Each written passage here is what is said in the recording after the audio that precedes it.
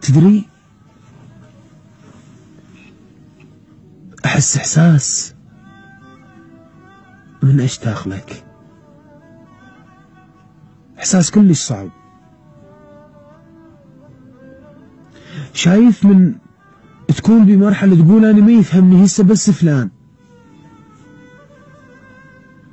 بس حبيبي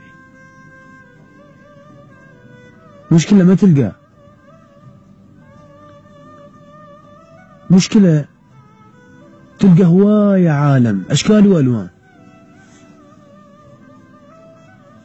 بس هو ما تلقاه. أكو لغة تشرح الوجع، يعني أكو حد يقدر يشرح وجعه، يكتب اللي بداخله. يعني معقولة نقدر نختصر كلمة الاشتياق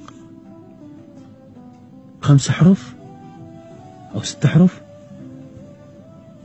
لا أبويا لا، هاي الكلمة يراد لها بعد هواية حكي، هذا الإحساس يراد له هواية حكي، هواية تعبير. أشتاق لك وأنت ماكو. المشكلة أن إحساس يقول بأنه أنت زين،